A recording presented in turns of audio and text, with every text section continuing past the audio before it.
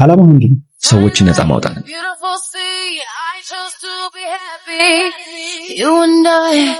ከህይወት የተማርኩት አንድ ትልቁ ሚስጥር ምንድን ነው? ዲሲፕሊን። ኦልዌይስ ዲሲፕሊን ዊንስ። ዲሲፕሊን የሆነ ሰው ሁሌም አሸናፊ ነው። ጆን ዳንኤል ታሰረ፣ ሁለተኛ ዙር ታሰረ ማለት ነው። እንኳን ደስ አላችሁ። የጆን ዳንኤል ህይወት አደጋ ላይ ነው። ብልትም ከሌላ ሰው ተቀጥሏል። በነገራችን ሩም አስገብቻት ከዛ በኋላ በቃ ዓለም ላይ ጓደኞች ሆነው የምናውቃቸው ሰዎች ልክ ሲጣሉ ፋይል አላቸው። አንዱ ያንዱን ሰው ደብቆ አስቀምጦ ነበር ስልኩ ላይ። ማሚ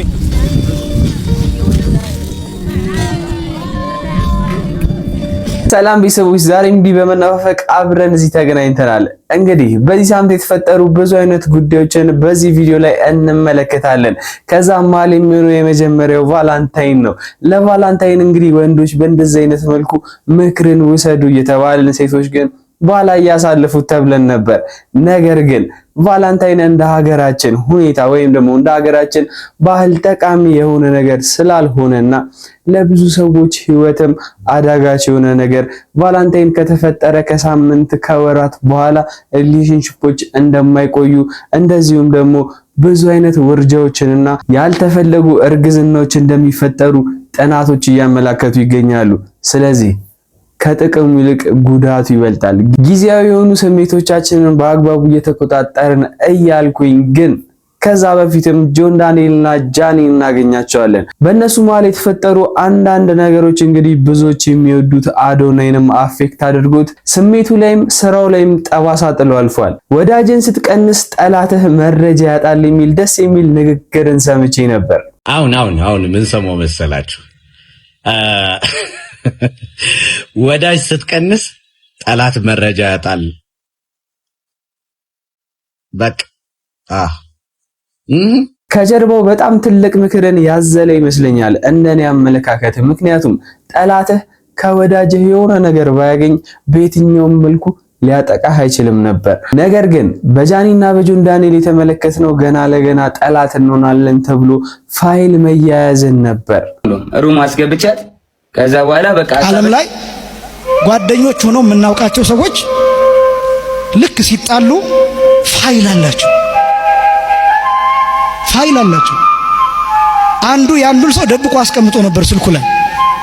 ሲሰክር፣ ሲያመነዝር፣ ሲሰርቅ፣ ሲናገር የነበረው ስልኩ ላይ ገና እኮ ሳይጣሉ ነው። ጓደኞች እያሉ ወንድማማቾች እያሉ በፍቅር እያሉ እነዚህ ሰዎች ልክ ሲጣሉ ፋይሉን ፖስት ማድረግ ይጀምራሉ።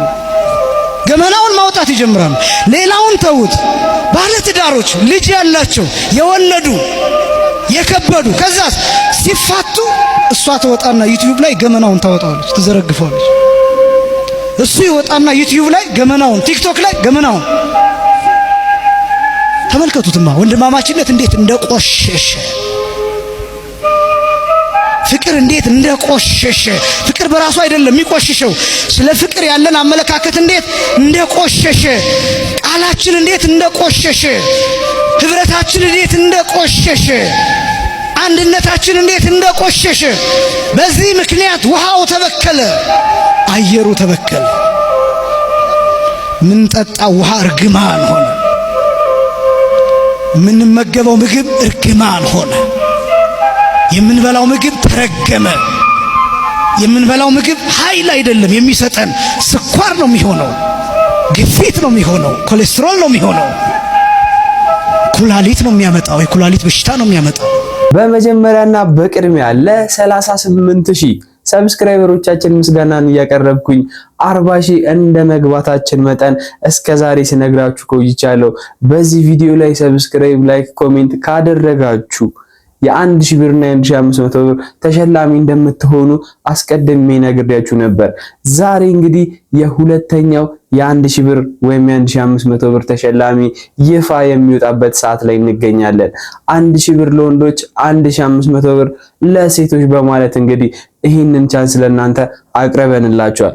በመጀመሪያ ሰብስክራይበር አድርጉ። ከዛ በመቀጠልም ላይክ፣ ኮሜንት በማድረግ ሶስቱም ቪዲዮዎች ላይ በተከታታይ ተሳተፉ።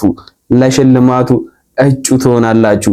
በዚህ ሽልማትም ሃና ላቭ በማለት ዩቲዩብ ቻናል የከፈትሽው ሴት ወይንም ደግሞ አስቴር ምናምን የሚል ዩዘር ኔም ያለሽ እንደዚህ አይነት ፕሮፋይል የምትጠቀሚ እህታችን እንግዲህ ኮንታክት አድርጊን። በእነዚህ ዩዘር ኔሞች በፈለግሽው መርጠሽ ኮንታክት አድርጊን። 1500 ብርሽን ወዲያ መውሰድ ትችያለሽ። በመጀመሪያና በቅድሚያ ግን ዛሬ እንግዲህ ጾም የገባበት የኦርቶዶክስ ተዋህዶ ቤተክርስቲያን ልጆች ለ55 ቀናት እንግዲህ ጾምን ይፋ አድርገን ጀምረናል። ጾሙ በሰላምና በጤና እንዲያልፍልን ለሁላችንም እኔ ምኞቴ ነው። እናንተም የተለየ ሐሳብ ካላችሁ ኮሜንት ሴክሽኑ ላይ ትነግሩኛላችሁ። እግዚአብሔር በዚህ ጾም አልወጣ ያለንን አልላቀቅ ያለንን አመላችንን ይንቀልልን። የሆነ ችግር አለ ሁላችንም ጋር የሆነ ብዙ ጠበል ተረጭቶ ሊርቅ ያልቻለ አመል አለብን። ወይ አንደበታችን፣ ወይ ቁጣችን፣ ወይ ሰውነታችን፣ ወይ አመንዝራነታችን፣ ወይ ስካራችን የሆነ ልንላቀቀው ያልቻልነውን ችግር መፍቻ ነው ጾም። ቅዱስ ያሬድ ማነው ማሪሳቅ ሚላል እማ ለጸሎት ጾም የጸሎት እናት ነች። ጸሎት ይወለዳል በጾም። የጸሎት ህይወት የሌለው ሰው እስቲ እችን ሰሞን ይጸልይ። ምክንያቱም ጾም ወደ ጸሎት ይገፋፋል። ልብ ብላችሁ ከሆነ ወደ ቤተክርስቲያን ብዙ ሰው የሚመጣው በፍስክ ነው ወይስ በጾም? አያችሁ እማ ለጸሎት ትገፋፋል። በሚገርምና በሚደንቅ ሁኔታ ግን ቲክቶክ ላይ ስርዓት አልበኝነት በጣም እየበዛና እየሰፋ ይገኛል። በተለያዩ ምክንያቶች አላግባብ የሆኑ ነገሮችን መመልከታችን እየቀጠለና አልቆም እያለ ይገኛል። ለዚህም እንግዲህ አንድ አስደሳች ነገር አለ።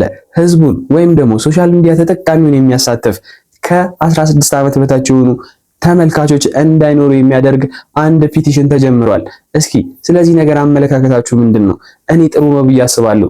ምክንያቱም ሶሻል ሚዲያ ላይ የመጀመሪያው ዲሲፕሊን መሆኑን አዶናይም ሲናገር ሰምተናል። ከዚህ በተጨማሪም ሌሎች ብዙ ሰዎች ሲናገሩ ተመልክተናል። ከህይወት የተማርኩት አንድ ትልቁ ሚስጥር ምንድነው?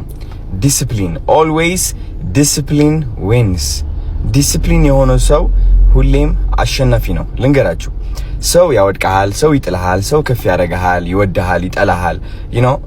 ሰው ብዙ ነገር ነው። ልንገራችሁ፣ እናንተ እንድታሸንፉ የሚያደርጋችሁ ግን ዲሲፕሊን ነው።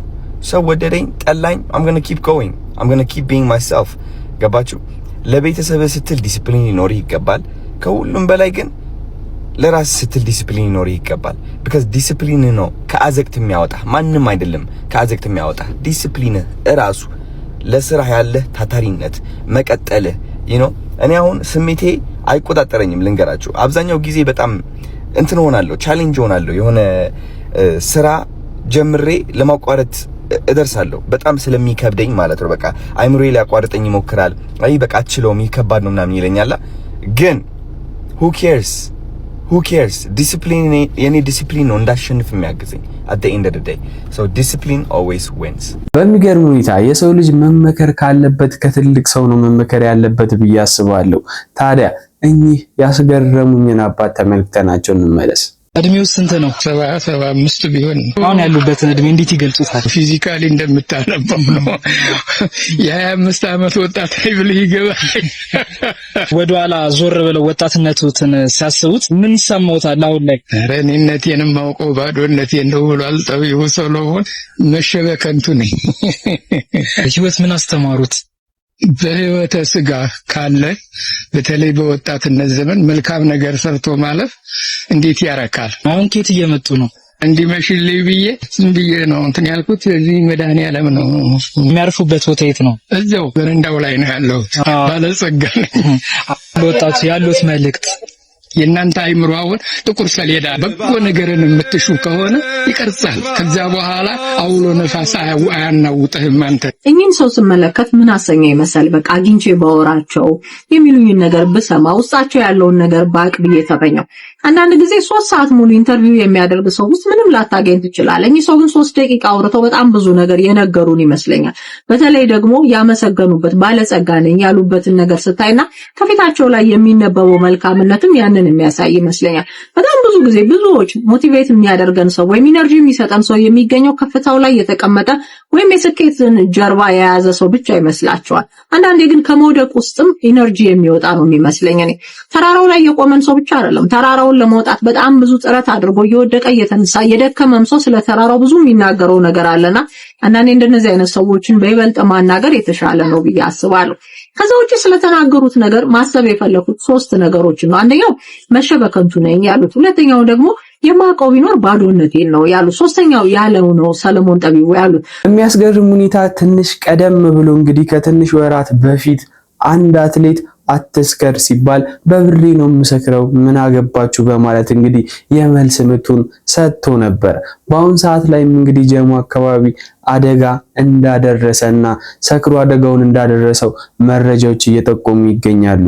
ትናንት ሌሊት አዲስ አበባ ከተማ ጀሞ ሚካኤል አካባቢ አትሌት ፈይሳ ሌሊሳ V8 መኪናውን ሲያሽከረክር 2 ሰዎችን ገጭቷል። አንደኛው ከባድ ጉዳት የደረሰበት ሲሆን በከፍተኛ የሕክምና ክትትል ውስጥ መሆኑ ሲነገር፣ ሌላኛው ደግሞ የአጥንት ስብራት አጋጥሞት እየታከመ ይገኛል። የአዲስ አበባ ፖሊስ አባላት አትሌቱን በቁጥጥር ስር ለማዋል ሲሞክሩ መሳሪያ በማውጣት ማን እንደሆንኩ አታውቁም ብሎ በማስፈራራት አመልጧል የሚሉ መረጃዎች እየተናፈሱ ይገኛሉ። የአዲስ አበባ ፖሊስ እስካሁን በጉዳዩ ላይ ያለው ነገር የለም። ሙሉ መረጃው እንደደረሰኝም የማጋራችሁ ይሆናል። ተግባሩን መፈጸሙን አምኖ ወይንም ደግሞ ሰው መግጨቱን ጀሞ ላይ መፈጠሩን የነገር አምኖ በአሁን ሰዓት ላይ እንደዚህ አይነት አላግባብ የሆነ መረጃን አስተላልፎልናል። ሁላችንም እንወዷለን እናከብሯለን፣ ግን በተደጋጋሚ እንደዚህ አይነት ነገሮችን መመልከት ትንሽ የሀገር ፍቅርን ካገኘንበት ግለሰብ እንደዚህ አይነት ምላሾችን ማግኘት ትንሽ ይከብዳል። አትሌት ፈይሳ ሌሊሳ ሰው መግጨቱን ማመኑን ገለጸ። አትሌቱ ከትላንት በስቲያ ምሽት እያሽከረከረ ባለበት ጊዜ 2 ሰዎችን ሲገጭ አንደኛው በሕይወትና በሞት መካከል እንደሚገኝ፣ አንደኛው ደግሞ የስብራት ጉዳት እንደደረሰበት መዘገቤ ይታወሳል። ታዲያ አትሌቱ ትላንት ምሽት በማህበራዊ ገጹ ላይ የመስከረሙ ወይም የሽግግር ልጆች በደስታ መሬት የምትመቱ ይሄ ድንገተኛ አደጋ ስለሆነ አንተም ነገ ታገኘዋለህ ብሏል። እስካሁን የህግ አካል መልስ የሰጠበት የለም። አሁንም መረጃውን እየተከታተልኩኝ የማሳወቃችሁ ይሆናል። ከነዚህ መሃል ስህተት የሆኑትንና አላግባብ የሆኑትን አብረን እንመለከታለን። የመጀመሪያው ጆን ዳንኤል በድጋሚ እስር ቤት ገብቷል በማለት እየተሰራጨ የሚገኘው ነገር፣ እንደዚሁም ደግሞ ጃኒ ታግታለች እየተባለ የሚነገረው ዜና። ጆን ዳንኤል ታሰረ፣ 2ኛ ዙር ታሰረ ማለት ነው። እንኳን ደስ አላችሁ። በተለይ የጃኒ ወዳጆች በሙሉ እንኳን ደስ አላችሁ ማለት ነው። ማታ አደባባይ ላይ ምስጢሯን ዘርግፎ ነበረ እና ይሄ ነገር ያስከሳል በማለት ወደ እስር ቤት አሁን በዚህ ሰዓት ሄደዋል ማለት ነው። እስር ቤት ላይ ነው ያለው። ከዚህ በኋላ ጆን ዳንኤል የሚባል ነገር የለም። እስር ቤት ተከቶላችኋል ማለት ነው። እንኳን ደስ አላችሁ። ቪዲዮን ደግሞ አሳያችኋለሁ፣ ተከታተሉኝ። ሼር ኮፕሊንግ እያረጋችሁ ቪዲዮን ማለት ነው። ቪዲዮን አንዴ አይተነው እንመለስ። ቪዲዮን ከማታችን በፊት ደግሞ ሼር፣ ፎሎ፣ ላይክ እንዳረጋችሁ ደግሞ ቼክ አድርጉ። ቪዲዮን አንዴ ተከታትለነው እንመለስ ማለት ነው። ታዩ ያሳያችኋለሁ ማለት ነው። ቪዲዮን ሰላማችሁ ይብዛልኝ። ውሸት ከሆኑት በተጨማሪም አላግባብ የሆኑ ነገሮች እንዳሉም ነግሬያችሁ ነበር። ከነዛ መሃል የሰው ስምን እየጠሩ አላግባብ የሆኑ ነገሮችን ማስተላለፍ ነው። የጆን ዳንኤል ህይወት አደጋ ላይ ነው። ብልትም ከሌላ ሰው ተቀጥሏል። በነገራችን ተቀጥሏል። ከሌላ ሰው ተወስዶ ሞቶ ከሞተ ሰው ብዙ ወጣቶች ይህን ቪዲዮ ካዩ በኋላ ለፍቅረኞቻቸው ደስታ ሲሉ የጆን ዳንኤልን ህይወት አደጋ ላይ ሊጥሉት ይችላሉ ሲሉ የተለያዩ የመረጃ ምንጮች ቢቢሲ እንዲሁም ኤምቢሲ ስር ይዘግበዋል። ንቅለ ተከላው እንግዲህ ኢትዮጵያ ውስጥ ከመጀመሩ ጋር ተያይዞ ይህ ወጣት ለዘካሪያሱ ጥንቃቄ ሊያደርግ እንደሚገባ አንዳንድ የደረቁ ምንጮች ያሳያሉ። ለተጠናከረው ዘገባ ዳዊት ድሪባ። እነዚህ ነገሮች አላግባብ የሆኑና ሶሻል ሚዲያ ላይ ያሉ ሰዎች ላይ ጫና የሚፈጥሩ ነገሮች ናቸው። አንዳንድ ሰዎች ከመሬት ተነስተው ራሳቸው ላይ የሆነ ነገር ለማድረግ ይወስናሉ። ግን እንደዚህ አይነት ጫና ደግሞ ሲደራረብባቸው በጣም መጥፎ ሁኔታ ላይ ሊወድቁ ይችላሉና ልንጠነቀቅም ይገባል። ለምናስተላልፈው መልእክት ሰሞኑን አንዲት ሕፃን ልጅ እንግዲህ በሚያሳዝን ሁኔታ አተናታል። ይህም የሆነው ውስጥ ያለውን ጭንቀት ለአባቷ፣ ለእናቷ፣ ለቤተሰቦቿ፣ ለጓደኞቿ ባለመናገሯ ምክንያት ነበር። ሁሉንም ነገር በውስጥ አምቋ በመያዟ ምክንያት ይሄ ነገር ሊፈጠር ችሏል። የቲክቶክ ጫና ባጭሩ የቀጫት አሳዛኟ ታዳጊ የፊዮሬላን የ13ኛ ዓመት የልደት በዓል ለማክበር ሁሉም ዝግጅት ተጠናቆ ነበር። ወደ አሜሪካ ለመጓዝ የአውሮፕላን ትኬት ተቆርጦ የልደት ቀኗን ከቤተሰቦቿ ጋር ለማክበር ጥቂት ሳምንታት ሲቀሩት ግን አስደንጋጭ ዜና ተሰማ። ፊዮሬላ በገዛ እጇ ሕይወቷን አጠፋች። አባቷ አቶ ነብዩ ሳሙኤል ምንም አይነት ምልክት አላየሁም ነበር፣ ይህ ይከሰታል ብሎ የነገረኝም አልነበረም ይላል በሐዘን። ፊዮሬላ በቤተሰቧና በትምህርት ቤቷ ዘንድ በጣም የምትወደድ በራስ መተማመን ያላትና ብሩህ አእምሮ ያላት ታዳጊ ነበረች። ነገር ግን ከዚህ ፈገግታ ጀርባ ትልቅ ስቃይ ደብቃ ነበር። ሕይወቷ ካለፈ በኋላ እንደታወቀው ፊዮሬላ በቲክቶክና በትምህርት ቤት ጓደኞቿ ዘንድ በሰውነቷ ክብደት ምክንያት ከፍተኛ የስም ማጥፋትና የመሳለቂያ ወይም ቡሊንግ ሰለባ ሆና ነበር።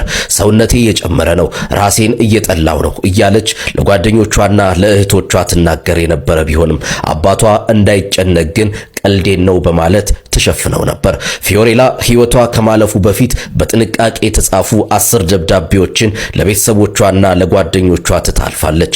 ለአባቷ በጻፈችው ደብዳቤ ላይ እንዲህ ብላለች።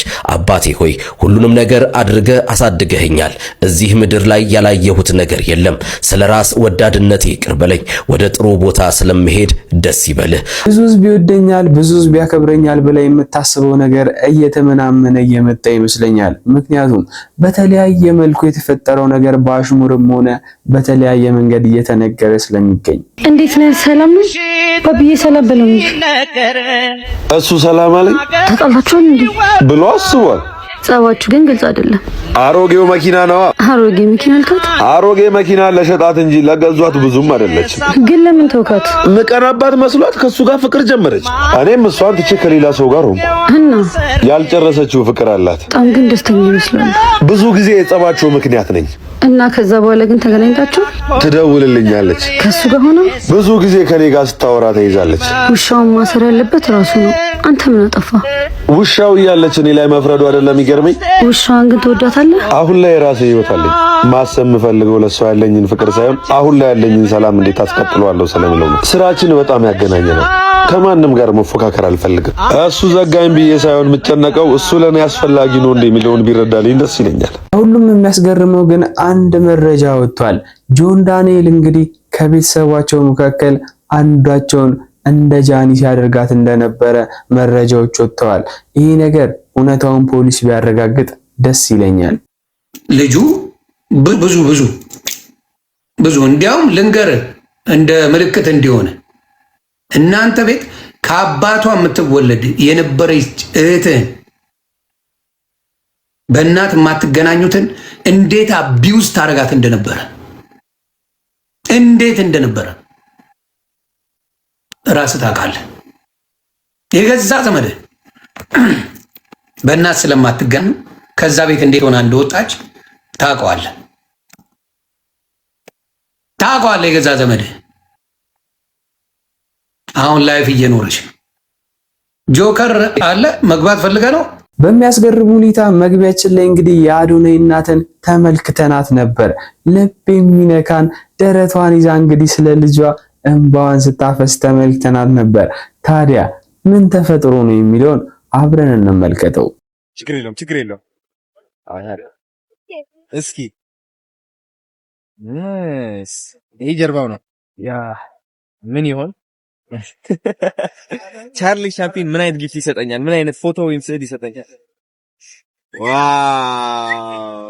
አንተ ማዘሪ ነው የምታለቅሰው። በእናትህ ቴንክ ዩ ነው። ተወዳለሁ ማሚ